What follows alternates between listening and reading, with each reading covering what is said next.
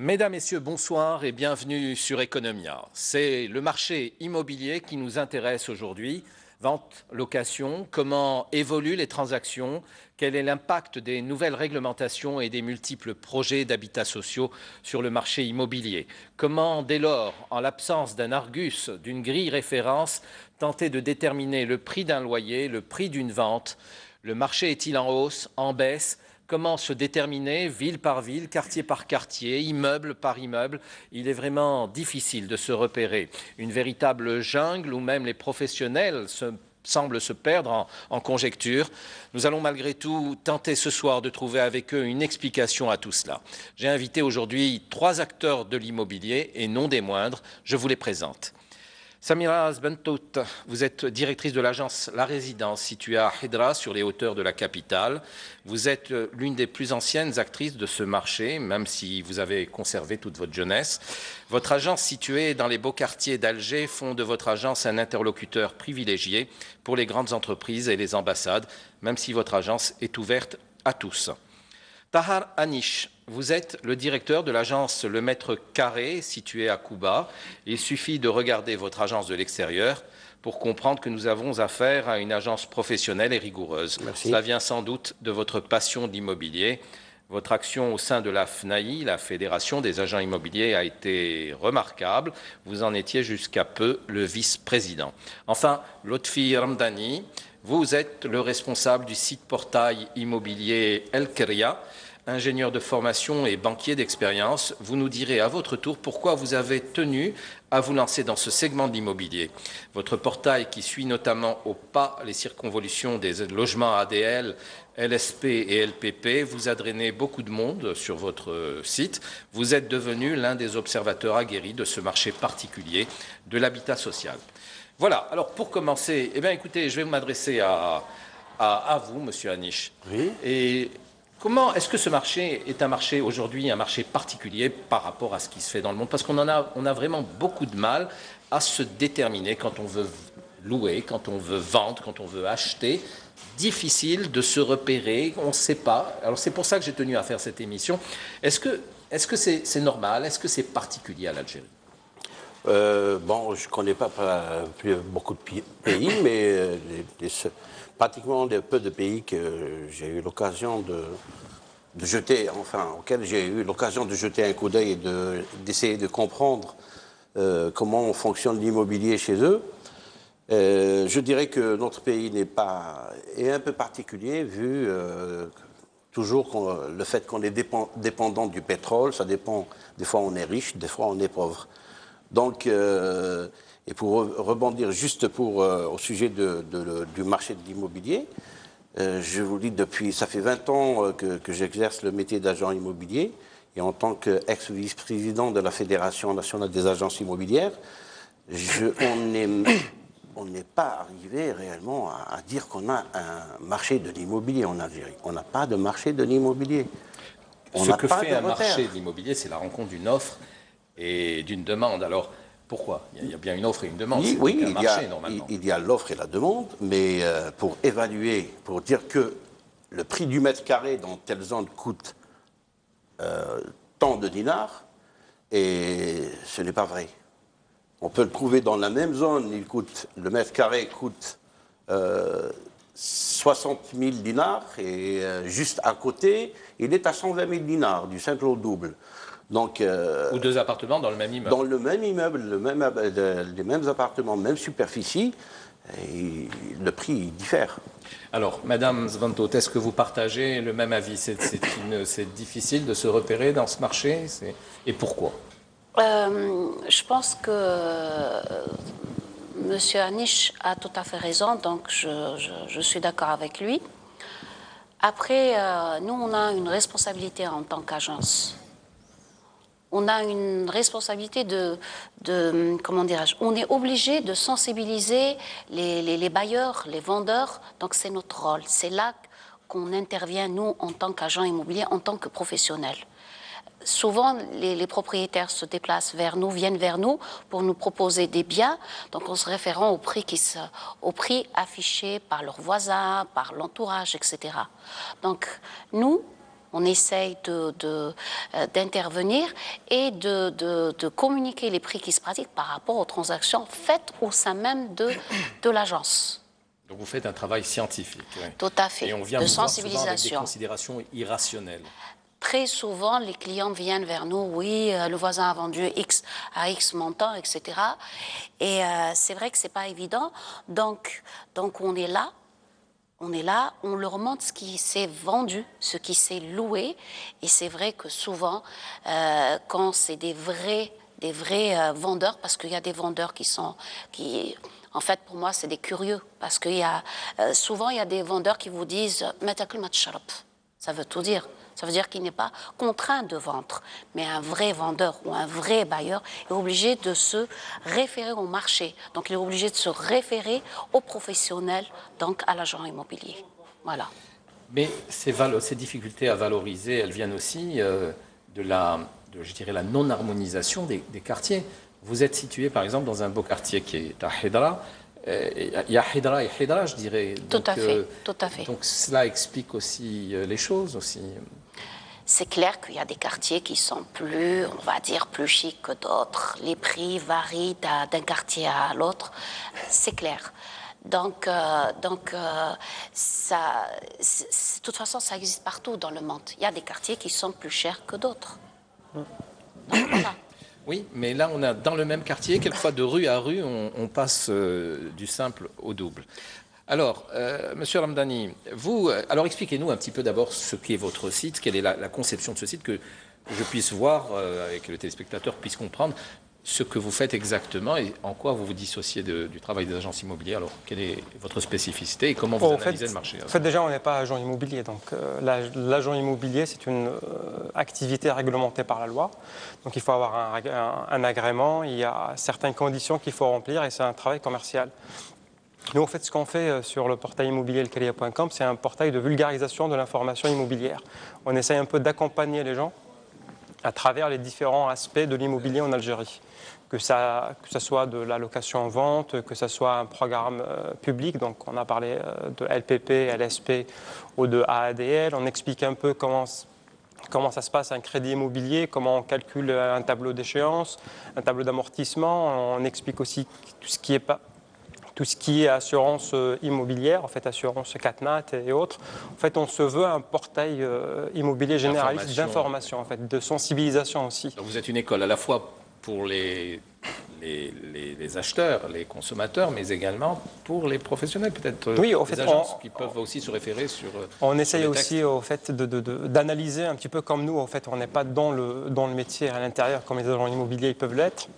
Nous, on est à l'extérieur et on a cet œil, on peut dire critique, ou d'analyste, au fait, où on va analyser un petit peu ce qui se passe et on essaye d'être force de proposition pour sortir un peu de cette crise. Mais on trouve quand même des annonces sur votre site, oui. D'accord. Oui, les annonceurs, en fait, ils peuvent s'inscrire sur Alkaria pour publier leur annonce de location ou de vente. Alors, quelle analyse vous faites, vous aussi, de ce marché en termes de prix? En fait, le problème aujourd'hui en Algérie, vous l'avez dit dans l'introduction, on n'a pas de référence, on n'a pas d'indice de prix. Aujourd'hui, ni la FNAI, donc elle ne publie annuellement un indice des prix, même s'il est peut-être pas réaliste à 100%, mais on peut avoir en fait une vision globale de ce qui est le marché immobilier.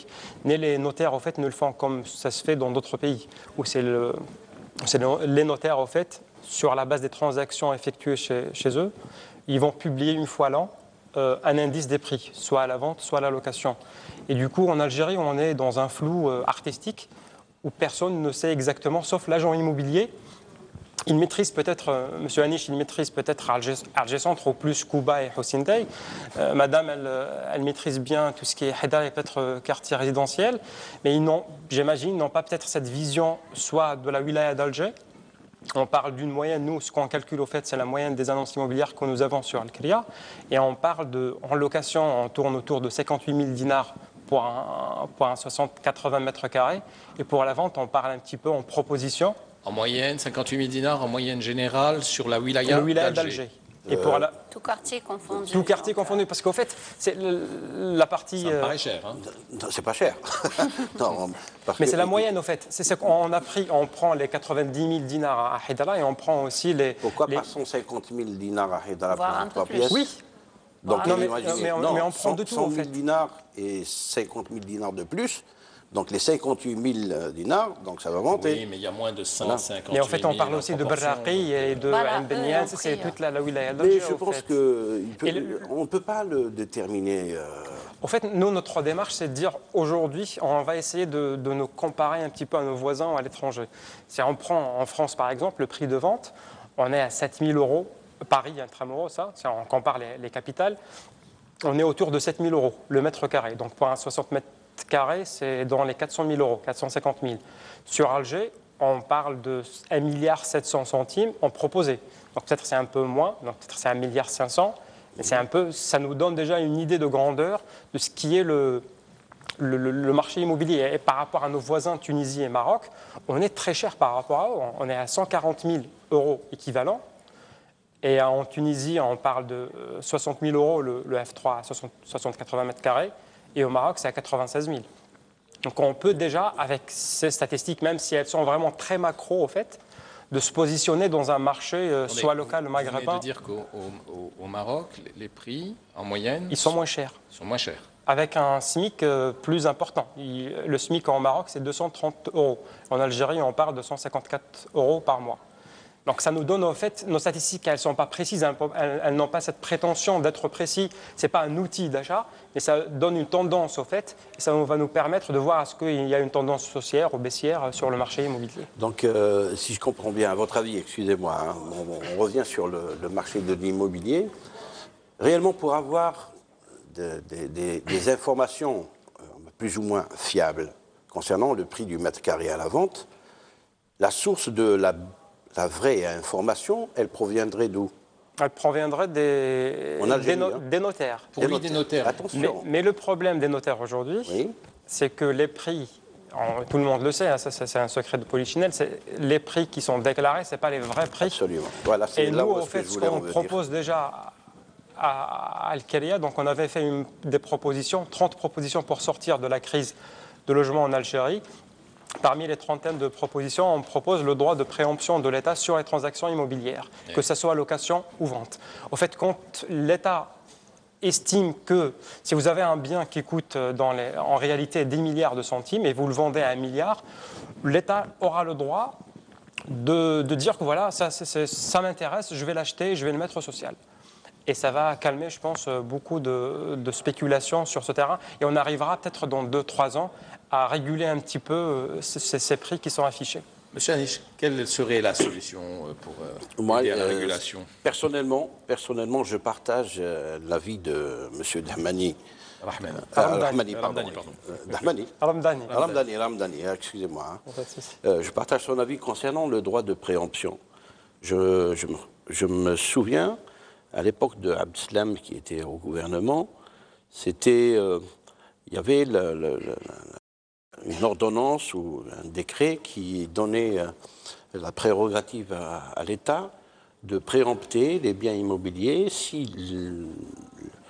l'institution fiscale juge que le prix est au-dessous du prix du marché, de préempter. Mais chose qui n'a pas été, on n'a pas vu personnellement, ça fait presque 20 ans que je suis dans le métier, je n'ai pas entendu parler d'un bien qui a été préempté. Donc, effectivement, avec tout ce qui se passe, avec la crise et avec réellement, on a besoin d'avoir une étude de marché fiable. Je pense que pour inciter les vendeurs à déclarer la réalité du prix, et je pense que le droit de préemption doit être mis à table, quoi. Voilà. Est-ce que vous avez été à la FNAI? Est-ce qu'à la FNAI, vous avez tenté d'élaborer une grille à travers le territoire national des tarifs en attendant que les décideurs, enfin que les autorités se décident à faire valoir leur droit de préemption? De mon époque, j'étais vice-président à l'époque. Je me rappelle qu'on a publié sur un journal hebdomadaire qui traite les questions immobilières, on a publié un baromètre. Donc on voulait créer le baromètre de l'immobilier, mais les agences immobilières n'ont pas marché avec nous. Donc toujours de crainte de communiquer des informations. Donc on n'a pas une remontée d'informations qui est fiable, plus ou moins dans certaines villes. mais on n'a pas réussi. Et finalement, donc, on se réfère maintenant au propre travail des agences, comme vous, la résidence. Donc, vous vous basez sur votre propre grille, c'est ça? Donc, vous essayez de faire un travail en interne. Alors moi, j'ai pris l'initiative de faire un travail personnel, mais que je pense très utile, suite à la demande des clients. Très souvent, les clients viennent vers nous et ils savent pas comment réagir par rapport au marché. Est-ce que c'est un bon investissement? Est-ce que c'est un mauvais investissement? Est-ce que c'est le prix? Est-ce que c'est pas prix par rapport aux ventes déjà? Donc moi, avec un journal, je ne sais pas si je peux citer son nom. Oui, c'est bien sûr, avec le journal Hebdo Immobilier. Donc j'ai pris sa base de données avec la participation de 2-3 agences. Donc on a fait un tour d'horizon des prix qui se pratiquent au mètre carré des terrains. D'accord? Pour l'année 2014 plus exactement. Et c'est vrai que c'est un outil incontournable. Au niveau de l'agence, les clients sont agréablement surpris. Ils viennent, ils trouvent des tableaux. Ah oui, ça c'est bien, ça c'est... Bon, mais c'est une initiative personnelle. Ça a pris beaucoup de temps, ça m'a coûté de l'argent, mais je pense que ça a été utile. Donc c'est pour vous dire qu'on est obligé de travailler à notre propre niveau. Mais pour autant, ça a été abandonné. Pourquoi? Non, moi je l'ai fait.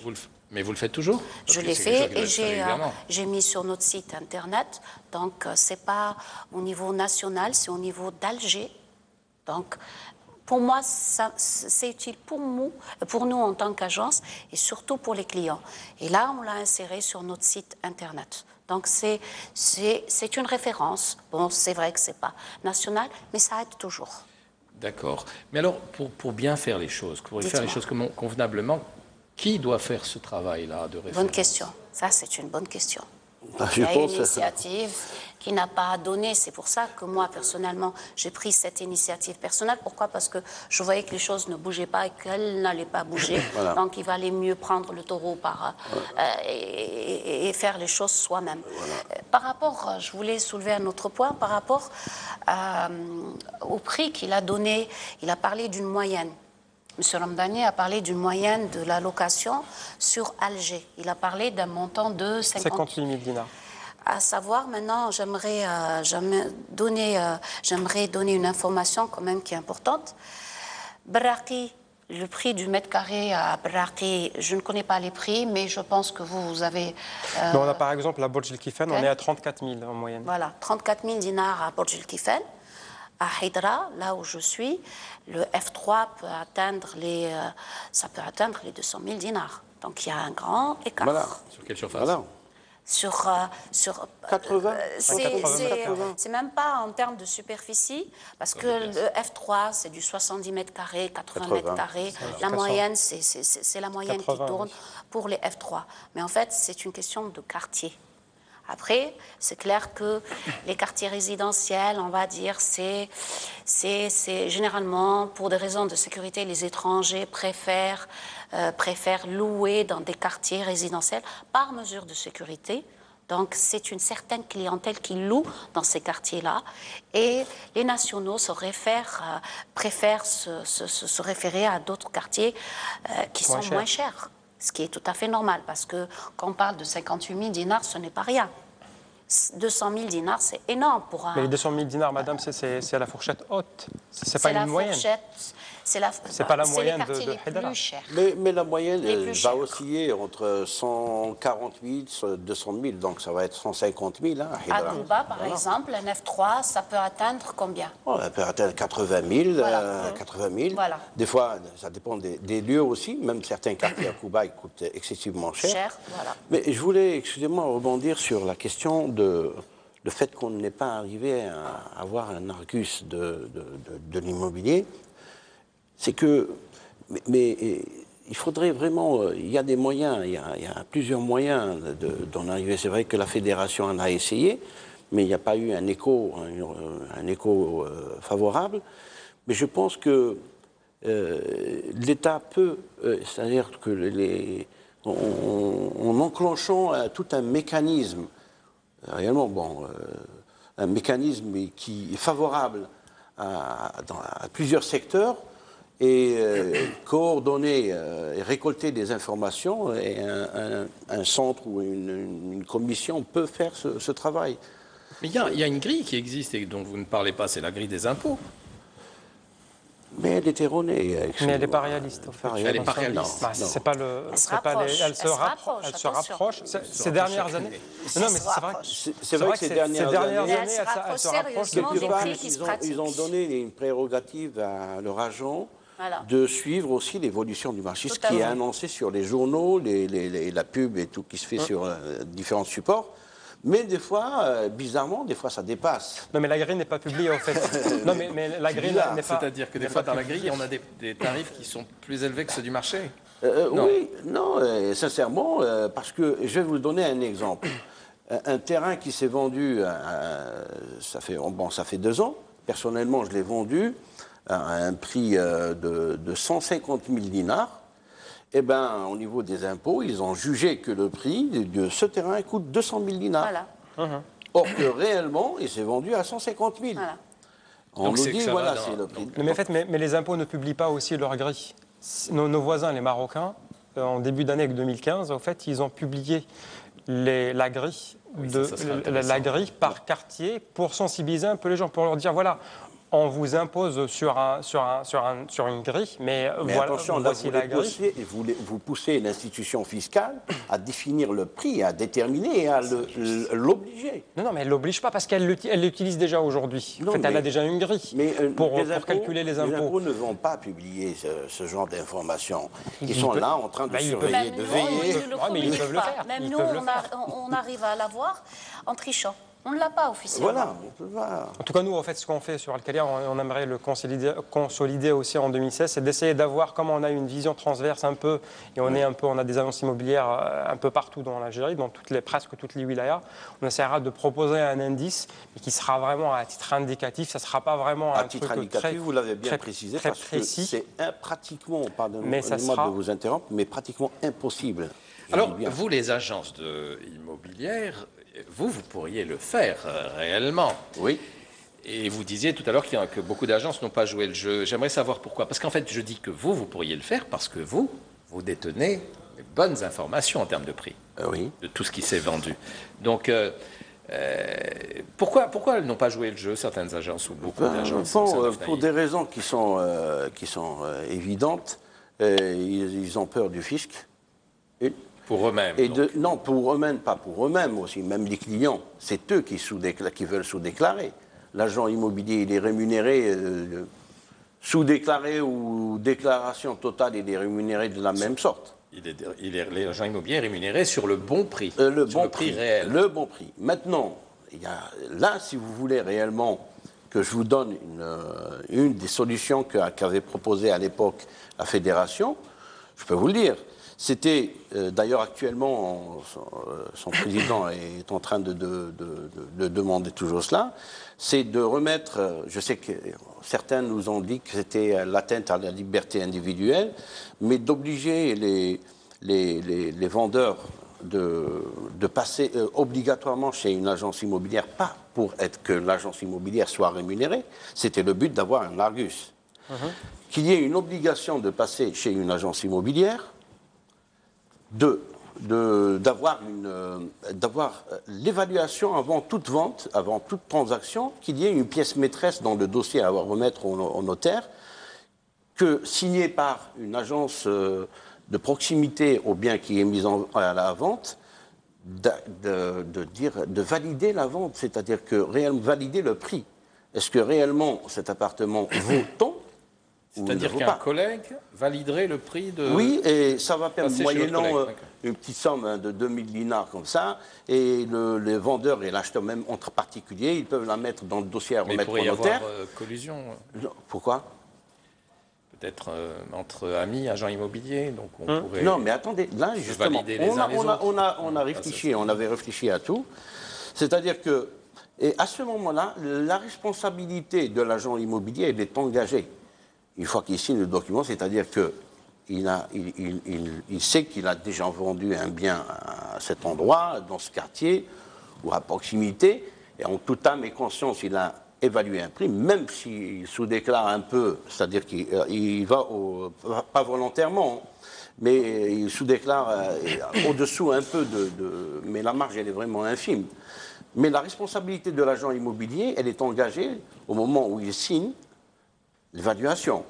C'est à partir de là qu'elle passe chez le notaire, elle est publiée. Mais au niveau de l'administration fiscale, ils ont des barèmes. Ils ont des barèmes. Ça se rapproche ou pas. Et là... Mais il peut plaider l'incompétence, l'agent immobilier Attendez, demain. mais on si un peut pépin, il veut dire que par un voilà, deuxième. je plaide l'incompétence, j'étais malade, ou j'ai mal évalué. Il peut plaider l'incompétence, l'agent immobilier, quand il veut faire son coup. Et il n'est pas assermenté, c'est pas un notaire. Pourquoi? Donc, il a un agrément. Oui, mais c'est sa nature. Il a un agrément pour faire des transactions, mais pas pour évaluer. C'est pas un architecte, c'est un architecte qui peut faire Pourquoi il n'évalue pas? travail. Vous savez, monsieur... Non, de signer. Non, écoutez, il y a eu une étude qui a été faite en 2006, je pense, qui a été commandée par le fonds de garantie, je pense. C'était l'étude de faisabilité, une étude qui a été commandée, l'étude de faisabilité de création de corps d'évaluateurs de biens. Okay. Donc, il y a un bureau d'études étranger qui a pris le marché, et il a fait son étude. Je vous assure que j'ai le rapport, il est toujours en ma possession, que dans ce rapport, parmi les conclusions, il y avait que c'est l'agent immobilier qui maîtrise les prix. Donc l'étude, elle est faite, je peux vous l'apporter, vous pouvez la garder, et c'est bien mentionné que parmi les recommandations qui ont été faites par le Bureau d'études international, et ils ont dit que c'était l'agent immobilier qui pouvait... Le mieux placé pour... C'est le marché qui l'impose, de toute façon. Pourquoi? Parce que c'est une exception en Algérie. Le fait que les prix sont... Le marché, entre la sous-déclaration et la déclaration, et d'un quartier vers un autre. Oui, mais après, le prix pratiqué dehors, c'est l'offre et la demande. Donc l'agent immobilier ou le particulier, quand il vend, quand il achète, c'est l'offre et la demande qui régule le marché. Notre métier... Il y a une fourchette quand même. Non, mais voilà, mais notre métier, on se lève le matin, on est dans le bureau, on ne fait que ça. Mais écoutez, pour avoir, moi aussi, à transiger en matière immobilière, je peux vous dire que les agents immobiliers, ça va dans tous les sens. Il y en a un qui va vous donner un prix comme ça, un autre comme ça. J'en ramène 10, j'ai vraiment 10 prix qui vont aux Monsieur Analouche, dites-moi, quelle est l'agence immobilière qui a fait de son métier agent immobilier, puisque dans le décret qui régit l'activité d'agent immobilier, c'est un métier exclusif. Donc si on fait de notre métier... On fait que ça. Et on n'a pas le droit de c'est écrit le 0918 concernant notre agrément. Parce que c'est la responsabilité de l'agent immobilier qui est engagé. Et s'il faille à ses obligations, il y a le retrait, il y a ce qui est prévu par la... Non, ce n'est pas qu'ils font défaut à leurs obligations, c'est tout simplement qu'ils ont du mal à apprécier. Il peut dire que je suis incompétent, allez-y voir une agence à côté. Donc il y a un périmètre. S'il n'est pas capable, il ne veut pas prendre des responsabilités. Oui, mais bon, c'est pas aussi facile que ça. Il y a une chose, c'est que le client n'est pas bête. Le client, quand il veut vendre, c'est clair qu'il se renseigne. Il voit les agences qui sont costauds, les agences qui sont professionnelles. Il se déplace, il va vers ces agences. Il n'est pas bête. Il voit, il prend l'avis de 2, 3 professionnels. Et de là, il détermine son prix. Celui qui est intelligent, c'est comme...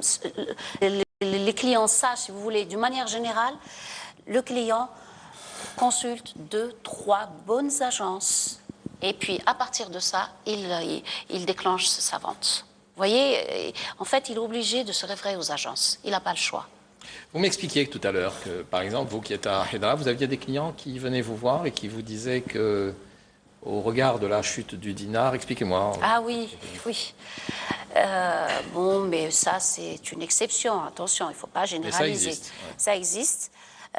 J'ai eu des clients qui venaient vers moi par rapport à la chute du dinar, à la dévaluation du dinar, donc se proposer d'augmenter les loyers.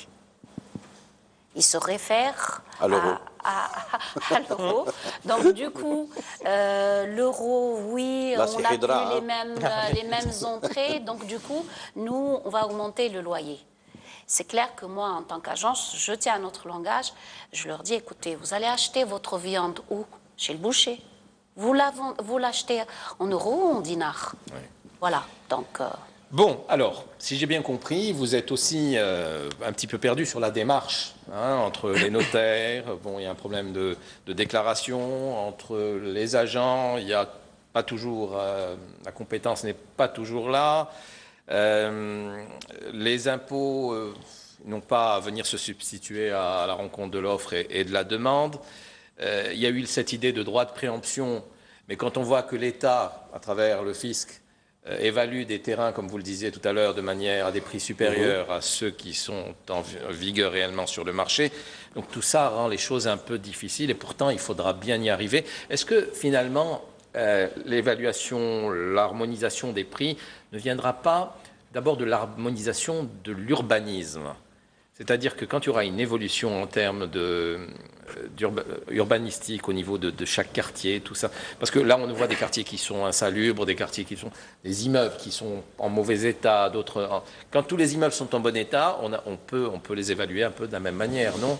Mais déjà, au fait, pour avoir un bon urbanisme, il faut investir et ça coûte cher. En fait, aujourd'hui, on se pose la question pourquoi on a des cubes partout. Même chez des privés, donc une villa qui ressemble presque à rien, en fait, parce que l'arrondi, ça coûte cher déjà. Et d'avoir l'artisan qui peut le faire et perdre un peu de temps, et aussi le propriétaire qui va investir pour avoir une finition intéressante, c'est pas à portée de tout le monde. Aujourd'hui, on a un vrai problème de coût pour avoir une ville jolie. D'accord. Alors, est-ce que malgré tout, les prix, la tentative de définir les prix des ventes et des locations, est-ce qu'elle a quand même tendance à s'harmoniser ou pas? Est-ce qu'on va dans la bonne direction ou c'est toujours du n'importe quoi? Personnellement, est-ce que ça s'améliore? Bon, c'est vrai qu'il y a un impact... Est-ce que ça se professionnalise? Il y a un point quand même de comparaison qui est en train de se faire et que personnellement, je juge assez intéressant. C'est celui de nouvelles réalisations que réalisent les promoteurs immobiliers.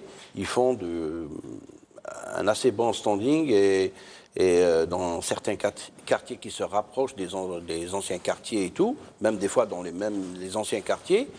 Et bizarrement, il y a des appartements neufs avec toutes les caractéristiques et techniques obligatoires telles que le parasismique et qui sont respectées et tout. Et bizarrement, le neuf et l'ancien se rapprochent du prix dans le même quartier. Et voilà, donc c'est un peu spectaculaire parce que l'ancien, normalement, il doit perdre un peu de sa valeur. Et le neuf, mais... D'accord. Bon, voilà pour la détermination du prix. Est-ce que maintenant on peut évoquer les tendances? Est-ce qu'aujourd'hui les tendances sont à la hausse en matière de vente et de location ou est-ce qu'elles sont à la baisse? Je voudrais faire un tour de table. Samira Sbantout. À la baisse, moi je... Pas encore. C'est pas du tout le cas. Pas que pour Hidra. Non, d'une manière générale, il y a un problème de fond. La rareté des terrains fait que les prix, je pense, qu'ils ne vont pas baisser. Je pense que ça aussi, c'est un facteur qui fait que les prix... un promoteur, pour déterminer son prix, est obligé de se référer au prix d'achat, déjà. Ensuite, la construction, c'est comme ça qu'il fait son évaluation, c'est comme ça qu'il donne son prix. Nous, en tant qu'agence, pour évaluer de manière générale, comment j'évalue moi en tant qu'agence? Je prends au mètre carré le terrain, déjà. À combien il se vend le terrain sur site? Et puis faire une évaluation d'une moyenne du coût de la bâtisse. On fait notre évaluation à partir de ça, du prix du mètre carré, du terrain. Quel est le prix du terrain à Hidra? Oh, je n'ose pas le dire. S'il vous plaît. Hidra, ça tourne autour de 400 000 le mètre carré.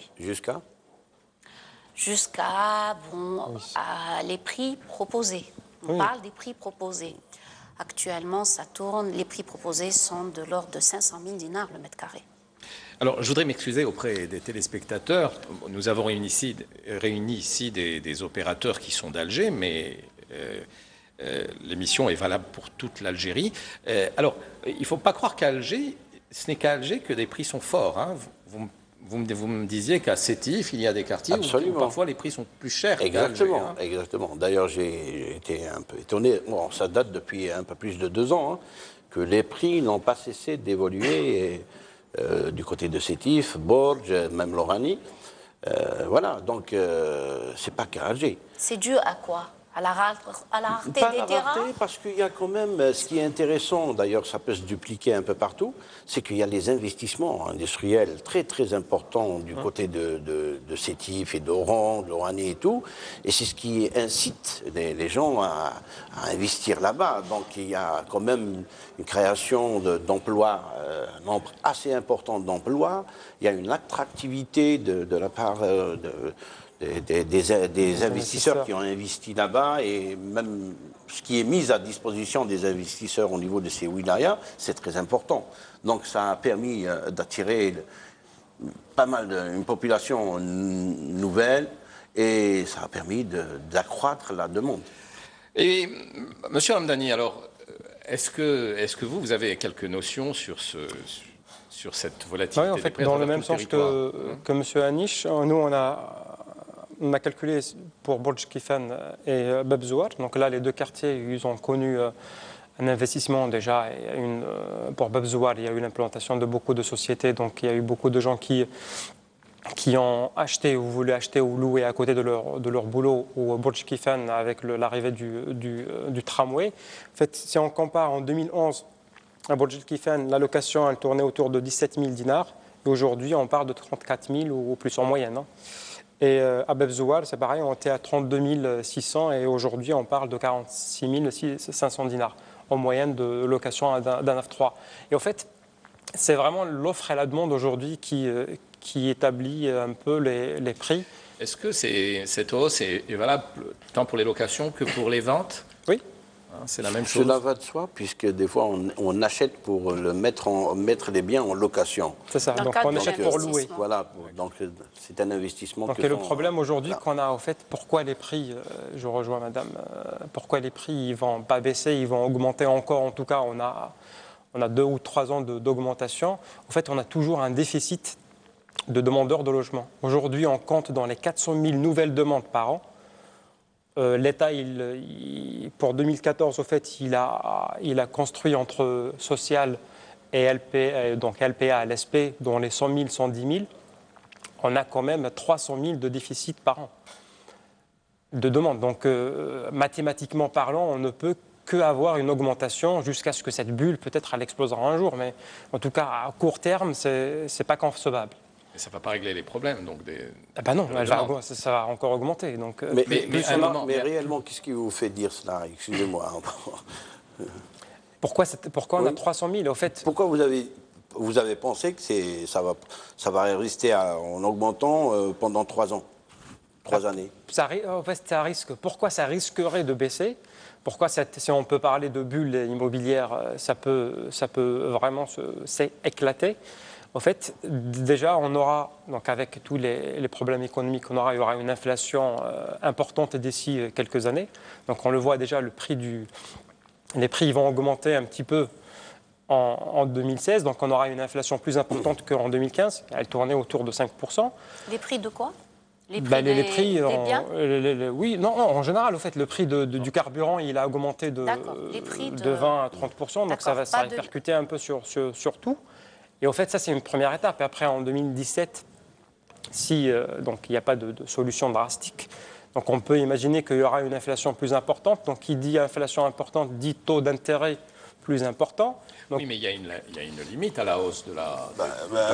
Oui. Justement, pourquoi je vous pose une question concrète? On est en train de la vivre actuellement. Je pense que Mme Sbanto, dans son agence, va partager mon avis. On ressent ces derniers temps, ça fait à peu près 6 mois que ça a commencé, le nombre de transactions, il a chuté considérablement pendant cette période. Jusqu'à actuellement, ben c'est, je une dirais, stagnation. presque 50% de transactions de moins Voire plus. qu'avant, si Voire ce n'est pas plus, voilà. Et transactions, je parle d'achat et de vente, Et de vente. bien sûr. Et l'allocation, idem. On peut l'expliquer, en fait. Idem. Les On peut petites locations, ça Non, bouge. ça bouge un petit peu, mais Quand ça On peut dépasse l'expliquer, un en fait. Il y a certain- deux phénomènes qui peuvent expliquer cette stagnation du marché immobilier en Algérie.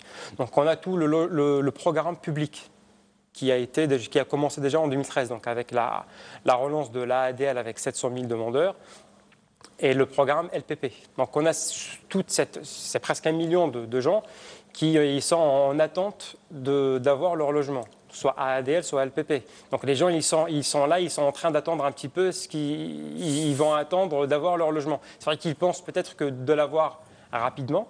mais c'est un Donc, de impact l'avoir en réduit, 2000. excusez-moi, c'est un impact réduit. Hein. Mais c'était l'attente. Et Moi, après, je pense- pour les ventes, c'était le décret de juillet qui interdisait le paiement cash à partir Beaucoup de plus ça. transactions de 5 millions. Voilà. En fait, c'est les Voilà, deux jumelés. c'est beaucoup plus ça. Et au fait, ça a touché plus les ventes. Alors, Et le rappelons à programme nos téléspectateurs qu'il y a eu un décret exécutif En juin. en juin dernier Le 15, qui impose que pour toutes les transactions immobilières dépassant le seuil dépassant de le 5 seuil de millions. 5 millions de dinars devait se faire par le circuit bancaire. Hein, Exact. Mais Tout à fait. hein, donc, c'est pas que. alors, Même c'est le notaire, en fait, ou l'agent immobilier, sa part de rémunération, elle dépasse le 1 million de dinars, il faut passer aussi par la banque. très bien. Donc, Bon, alors, tous les commerçants. Ben, ça, c'était écrit Il y a pas que notaire. l'immobilier. Oui. non, mais le Le décret est paiement valable. par chèque, 1 million de dinars, et C'est ça. voilà. Non, le décret est valable. Dans les 5 juste- millions, en fait. Les 5 millions, 5 c'est pour les transactions. Mais pour les le 1 transactions. million, c'est vrai que ça touche tout. Mais nous, on parle d'immobilier, donc c'est l'agent Ah immobilier non, mais et il du fallait notaire. préciser. Oui, Ah, toujours, Toutes les moi, il y a pas catégories d'immobilier. d'activités Pour le million de dinars, ça touche commerciales. Un tous million les de commerçants dinars. Bien sûr. Vous Je pensais achetez que des c'était meubles juste- qui non. dépassent les 1 million de Non, dinars. non, c'est le service, en fait. C'est pas le meuble. En fait, c'est pas la valeur marchande. C'est votre service, c'est votre rémunération. C'est un service que Non, vous non, proposez. je parle de rémunération. Toute rémunération dépassant, Dépassant le 1 million de million, dinars le doit se service, faire par le moyen service. scriptoro. Même Je, si je vous m'excuse, achetez... mais je ne crois pas. Mais je ne suis pas sûr, mais je ne crois pas. Je pense que c'est juste pour certains volets, l'automobile. Oui, c'est ça, notamment. oui, les D'accord. bijoux. Non, Mais c'est pour pas les valable marchandises, pour, au fait, c'est pas toutes les pour tout. marchandises. Hein. Les marchandises, c'est pas pour tout. Le service, oui. Le service, c'est à partir de 1 million. C'est pour ça que j'ai donné Alors l'exemple du justement, donc, notaire. pour ce décret, hein, puisqu'on en reste à l'immobilier, alors qu'est-ce que ça a induit comme effet? Il y a eu des impacts selon vous de ce décret ou pas? Bien sûr. D'ailleurs, Lesquels en posant la question à M. Ramdani, c'était beaucoup plus ce décret qui avait ralenti la Les transaction. Bien sûr, ça a ralenti. Personnellement, Considérablement. Hein. mais absolument. Pourquoi ça a ralenti les ventes? Parce que, écoutez, on n'a rien à se cacher. Le gouvernement, s'il avait décidé de décréter un décret pareil, c'est qu'il a ses raisons. C'est qu'il sait qu'il y a beaucoup d'argent qui circule en noir. Donc, ça, les gens qui ont de l'argent, qui veulent investir dans l'immobilier, entre guillemets, c'est un blanchiment. Et Non, ils c'est veulent- pas entre guillemets, au fait. C'est juste pour recadrer 2 secondes. Oui, je allez-y. me permets de vous couper.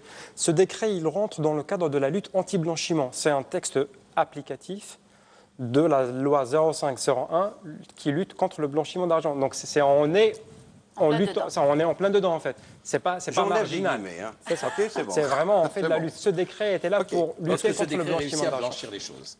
Non, je veux dire à clarifier les choses, à rendre transparent. Non, justement, personnellement, ce que j'ai constaté, d'ailleurs, je pose des questions à certains investisseurs, on me dit, écoutez, on ne va rien faire maintenant, on va voir. C'est ça. Wait and see. Wait and see. On verra. C'est pour ça qu'ils ne sont pas les seuls. Mais je ne comprends pas. En quoi on est gêné puisque le taux de 5 millions, il n'est pas assez élevé à mon sens. Et monsieur, Parce est-ce que des appartements qui se vendent à 5 millions de dinars, ça se compte sur les bouts du doigt. C'est ça. Donc, Donc, un je n'ai peu pas- au-dessus, ça se compte aussi sur humain. Mais les biens immobiliers, ça commence à partir de 8 millions de dinars Jusqu'à. et ça ne s'arrête pas. D'accord?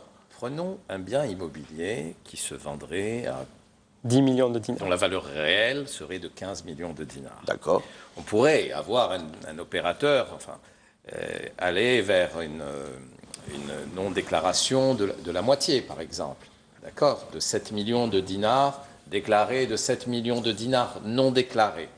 Partons de cette position. En quoi est gênant ce texte? Puisqu'il il ne positionne le seuil qu'à 5 millions de dinars.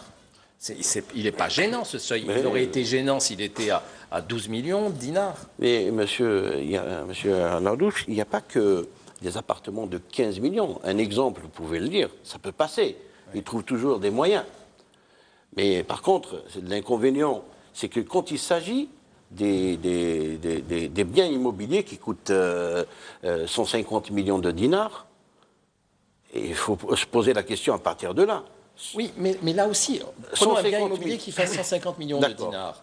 On vous demande juste qu'à partir de 5 millions de dinars de transactions, vous passez par la banque. Vous passiez par la banque. Or, vous destinez pour 150 millions de dinars déjà à payer au moins la moitié de la déclarée officiellement, c'est-à-dire 75 millions de dinars. Mais pourquoi? Donc en quoi les 5 millions de dinars sont gênants? Et écoutez, le vendeur actuellement, en fait, des vendeurs... Expliquez-moi, peut-être qu'il y a quelque chose qui m'échappe.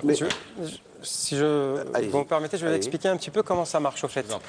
Quand la transaction dépasse 5 millions, oui. c'est pas le montant de 5 millions de dinars qui est important en fait. Si la transaction, elle coûte, donc c'est un bien immobilier, il coûte 6 millions de dinars, donc 600 millions de centimes, la totalité du prix, donc les 600 millions de dinars, il faut qu'il passe par la banque. Et on ne peut pas payer cash. Mais comme certains ont l'habitude de ne pas tout déclarer, oui. Si on vous dit qu'à partir du moment où le montant est d'au moins 5 millions de dinars, il faut que ça passe par un circuit bancaire, en quoi vous réagissez de la même manière qu'avant ce texte? C'est-à-dire vous voulez aujourd'hui, en fait, désormais, on ne peut plus... Vous le déclarez à la moitié?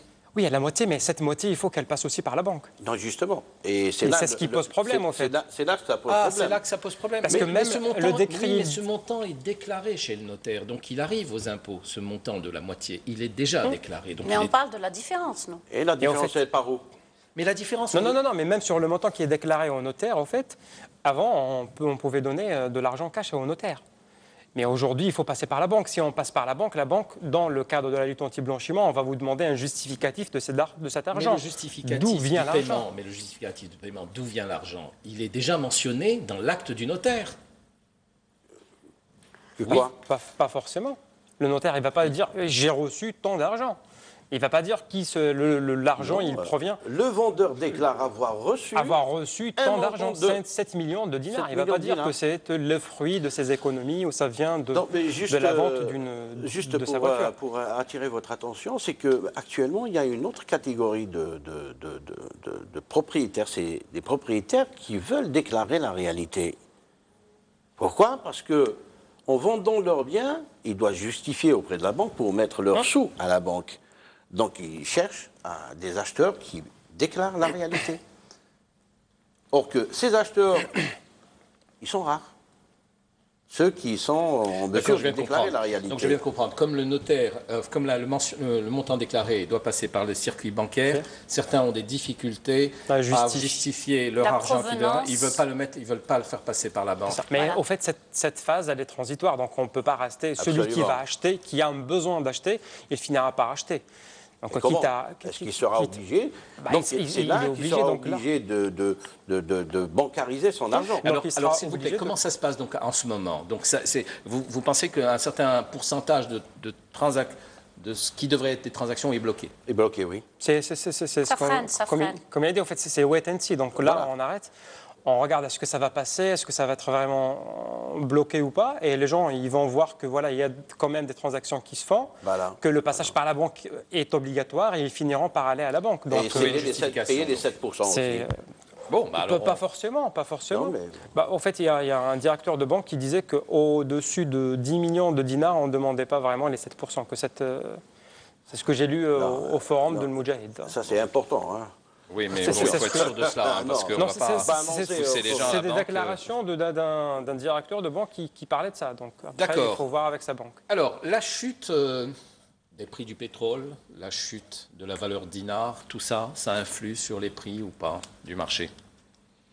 La crise qui s'annonce La crise, en fait, pour la chute du dinar, c'est pas directement. Ça sera peut-être dans le neuf parce que le promoteur, l'inflation, il essaiera de corriger. En fait, il va importer les matériaux de construction, une bonne partie, donc, et ça va augmenter. Donc le prix, il sera certainement impacté directement.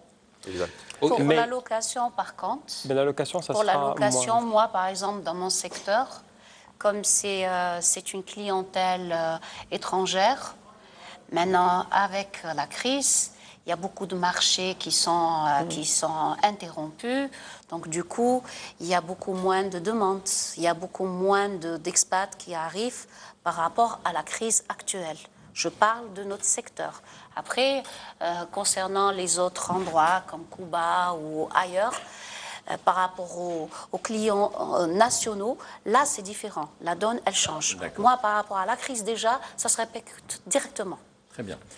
Je voudrais juste ajouter aussi, c'est quelque chose qui devrait faire l'objet d'un autre débat, mais quelle a été l'influence donc du logement social, des appartements qui ont été donc cédés à des prix très intéressants donc aux particuliers, par l'État, quelle est l'incidence sur les prix du marché, du vieux et du neuf?